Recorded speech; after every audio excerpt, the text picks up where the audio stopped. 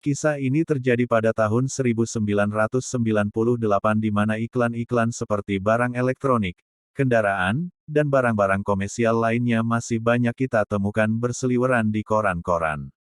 Abdul menemukan sebuah iklan baris di kolom kendaraan motor second RX King tahun 1994 yang diberi harga 5 juta rupiah saja.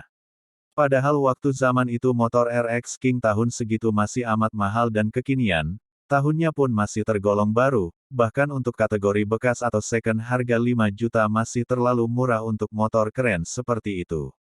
Widih pas banget nih, celetuk Abdul, yang memang sedang mencari kendaraan murah untuk dibawanya bolak-balik kampus, tempat kerja, maupun kosannya. Selama ini Abdul memang naik angkot untuk transportasinya kemana-mana, atau terkadang menggunakan ojek yang menurutnya jadi lebih mahal dan tidak efisien. Jadi akhirnya Abdul menabung untuk membeli kendaraannya sendiri. Abdul memutuskan untuk mendatangi alamat si penjual motor RX King murah tersebut, dengan harapan motor bekas ini masih dalam kondisi dan fungsi utamanya yang baik. Abdul bergegas dari kosannya menuju Jakarta Pusat. Tempatnya pun cukup dekat dari kosan Abdul tinggal. Sesampainya di sana Abdul bertemu dengan pemilik motor tersebut yang kelihatannya umurnya tak jauh beda darinya. Namanya Fahri. "Permisi mas, gue tadi lihat iklan motor lu di koran. Boleh lihat-lihat motornya dulu ga?" Ucap Abdul setelah memberi salam dan berkenalan dengan sang pemilik motor. Ekspresi Fahri nampak agak terkejut saat Abdul mengatakan niatnya berkunjung ke situ. Sebelum akhirnya Fahri menjawab, "Oh iya. Boleh-boleh mas, silakan. Ini mas motornya. Ini seriusan beneran mau dijual harga 5 juta mas?" Tanya Abdul. "Iya mas, saya jual kepepet soalnya. Buat operasi ibu saya." "Waduh, sakit apaan ibunya sampai operasi gitu mas?" "Ya udah moga cepet sembuh dah ya. Ini langsung gue bayarin aja motor lu dah, cash nih uangnya." Abdul mengeluarkan uang yang diwadahkan plastik kresek hitam dari tasnya. "Oh iya oke, saya ambil dulu kunci motornya ya mas," sahut Fahri yang dibalas anggukan dan jempol oleh Abdul. Sebenarnya Abdul masih ingin mengecek kondisi mesin motor, lampu, aki, dan lain-lainnya. Namun sedari Abdul datang ke rumah Fahri, Abdul mencium bau busuk seperti anyir darah dan bangkai bercampur menjadi satu yang membuatnya secara otomatis membatin dan menahan napasnya. "Anjrit, bau apaan sih ini? Kagak kuat banget gue dari tadi nyiumnya," kata Abdul bergumam dalam hatinya. "Ini mas kuncinya, itu masih ada bensinnya juga seliter." Suara Fahri yang baru keluar dari dalam rumah membuyarkan pikiran Abdul yang terfokus pada bau tak sedap di sekitarnya. Sontak saja Abdul langsung melepas turun ibu jari dan jari telunjuknya yang ia gunakan untuk menghimpit hidungnya. Tak selang berapa lama Abdul langsung pamit dan membawa serta motor yang baru saja ia beli, menuju kosannya. Di pikirannya sekarang adalah kalau sesampainya di kosan ia ingin pamer pada teman-teman kosannya betapa keren motor RX King yang ia beli. Motor dengan cat hitam berlis merah yang menambah kesan maco pada motor tersebut membuat Abdul girang karena bisa mendapatkannya dengan harga murah. Seperti dapat durian runtuh, beruntung, pikirnya. Namun karena kosannya sepi, Abdul mengurungkan niatnya dan langsung memarkirkan motor tersebut di parkiran kos, lalu langsung ke kamarnya. "Ah nanti sore aja," gumamnya. Tepat pada waktu azan maghrib berkumandang Abdul terbangun oleh bau busuk yang teramat sangat dan suara gaduh yang terdengar dari luar pintu kamarnya. Abdul berdiri setengah sempoyongan sambil menggosok-gosok matanya yang penuh dengan belek kering. Saat ia membuka pintu kamarnya, benar saja ia langsung disuguhkan dengan pemandangan ramai anak-anak kos dan ibu kosnya yang sedang hilir mudik tak jelas. "Hadeh, ini ada bangke tikus di sebelah mana sih sebenarnya? Kenapa baunya gini amat ya?" Salah seorang teman Abdul menyeletuk kesal karena bau menyengat yang mengganggunya di lingkungan kos.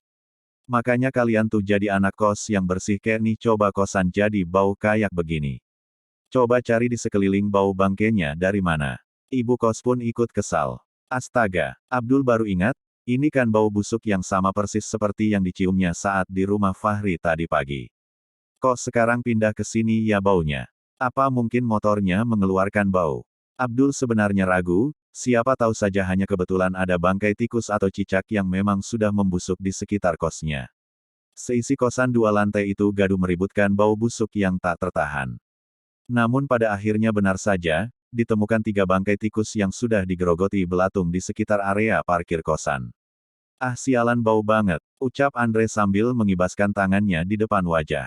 Bangkai tikus itu pun dibuang jauh-jauh dari kosan, dan memang baunya menghilang setelah tempat tergeletaknya bangkai tersebut dibersihkan. Namun, Abdul masih merasa ada yang janggal dengan hadirnya bau busuk tersebut. Ia sampai mengurungkan niatnya untuk pamer motor barunya saat itu.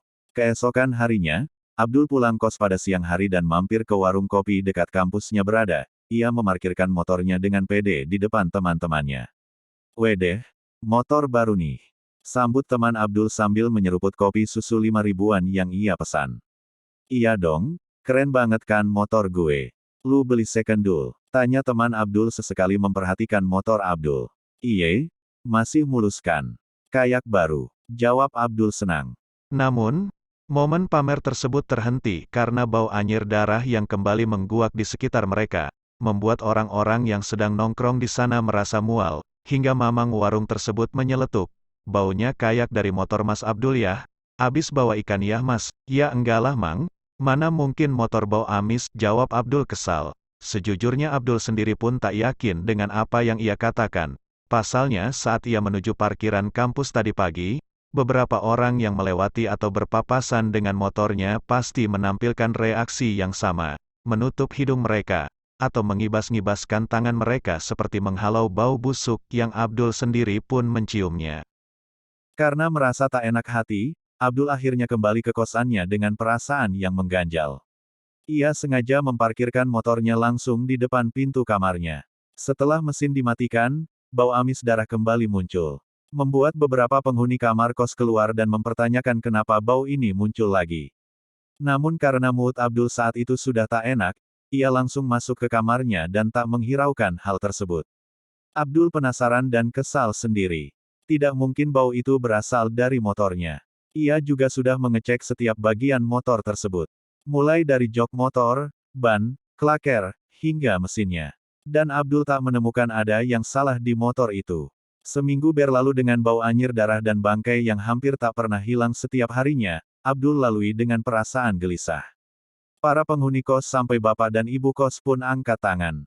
Menyerah mencari sumber bau busuk tersebut. Beberapa anak kos bahkan teman-teman Abdul mengaku baunya akan lebih menyengat saat mereka berada dekat dengan motor Abdul. "Ini mah kayaknya motor lu yang bau dah Dul, cuci ngapa? Lu gak liat motor gue bersih begitu." Abdul frustasi, bukan hanya dengan baunya. Beberapa malam sebelumnya ia juga mendengar suara wanita menangis pada waktu maghrib dan tengah malam. Padahal itu adalah kosan khusus putra. Bahkan anak ibu kos yang masih kelas 6 set pun mengaku pernah melihat cairan merah kental mengalir deras dari bawah mesin motor Abdul. Diam-diam Abdul membenarkan hal tersebut dalam hatinya. Karena ia sendiri pun pernah menyaksikan hal yang sama terjadi. Ia pikir mungkin itu oli yang bocor, namun saat Abdul memegangnya dan mengendus baunya, jelas sekali itu adalah darah. Abdul tak kuat lagi. Ia memutuskan mendatangi rumah Fahri sang pemilik motor sebelum Abdul. Abdul menemukan rumah Fahri ramai oleh warga sekitar dan ada mobil polisi di depan rumahnya. Ia sempat heran ada apa sampai warga bergerombol datang begini. Di tengah-tengah kerumunan warga, kebetulan sekali Abdul bertemu teman lamanya yang ternyata tinggal di sekitar lingkungan tersebut. "Lah lu Dul, apa kabar lu? Lama kagak ketemu gue sama lu," sapa teman Abdul sambil menepuk punggung Abdul. Lu tinggal sini?" "Iye, ngapain lu di sini?" "Gue mau ketemu sama orang rumah ini, yang jual motornya ke gue," sahut Abdul seraya menunjuk motor RX King yang terparkir tak jauh dari tempat mereka mengobrol. Teman Abdul kaget. "Hah? Jadi elu yang beli motornya si Fahri? Udah berapa lama lu beli motornya?" "Seminggu." "Apaan sih lu? Kenapa reaksinya begitu?" Teman Abdul terdiam, ia menarik Abdul agak jauh dari kerumunan warga. Sampai akhirnya teman Abdul menjawab pertanyaan Abdul. Sebulan yang lalu Fahri nabrak keranda mayat sampai ngelindes mayatnya, dan beberapa organ dalam si mayat hancur karena lindesan itu. Fahri adalah pelaku tabrak lari dari mayat perempuan berusia 40 tahunan yang sedang dibawa ke arah makam tempatnya akan dikuburkan. Namun ternyata pada saat iring-iringan jenazah menyeberang, Fahri yang membawa motor dengan kecepatan tinggi kehilangan kendali saat iring-iringan jenazah tersebut sudah berada di arah depan. Fahri dibekuk polisi dan dibawa lanjut ke pihak yang berwajib. Teman Abdul akhirnya ikut serta membantu Abdul menceritakan kepada keluarga Fahri perihal motor yang sudah Abdul beli untuk segera dikembalikan uangnya saat itu juga.